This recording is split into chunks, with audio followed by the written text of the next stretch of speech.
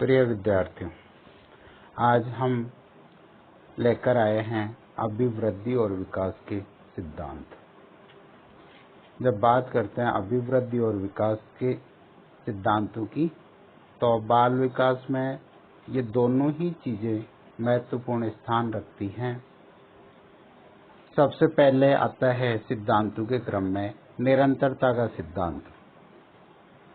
बालक के शारीरिक और मानसिक विकास में धीरे धीरे और निरंतर चलने वाली प्रक्रिया है, पर वृद्धि एक निश्चित अवस्था तक ही होती है, जबकि विकास जीवन भर अर्थात मृत्यु पर्यंत चलता रहता है।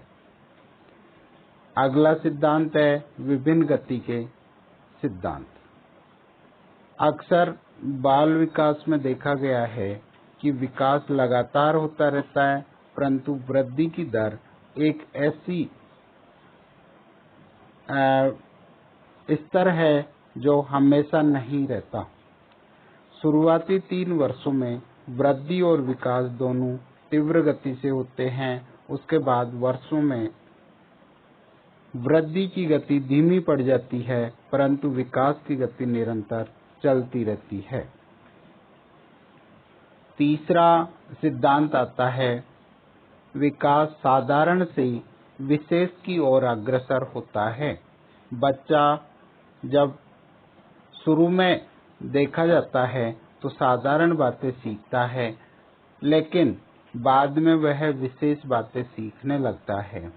इसी प्रकार आरंभ में बालक अपने संपूर्ण अंग को और फिर बाद में सभी भागों को चलाना सीखता है।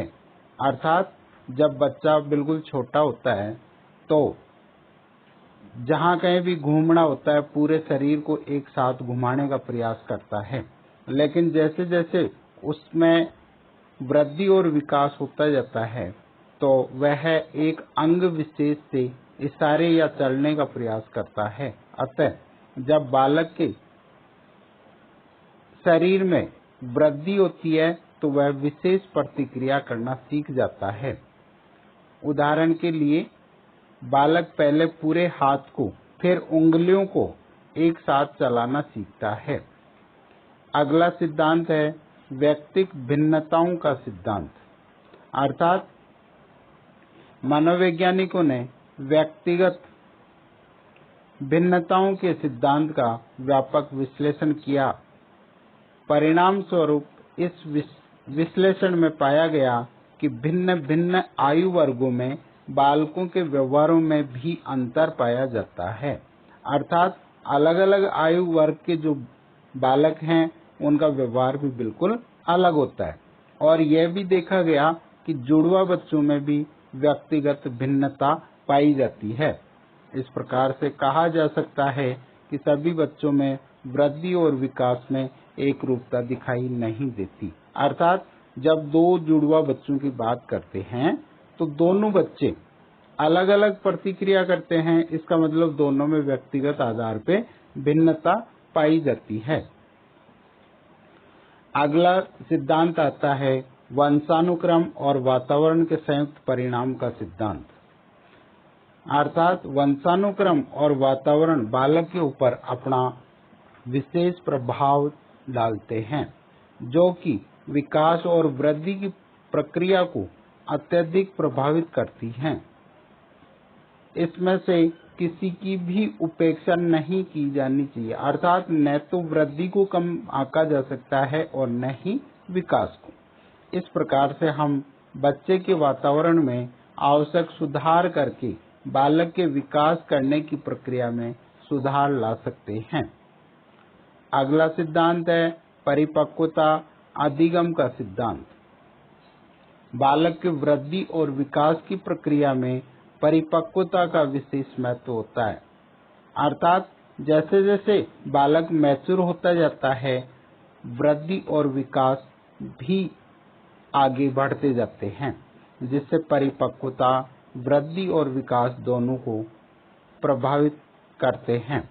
अक्सर देखा गया है कि बालक किसी भी कार्य को करने में परिपक्वता को ग्रहण कर लेता है। अर्थात जैसे जैसे बालक की आयु बढ़ती जाती है वो कार्य विशेष को करने में अधिक उत्साह और कम प्रयास के द्वारा पूरा कर लेता है।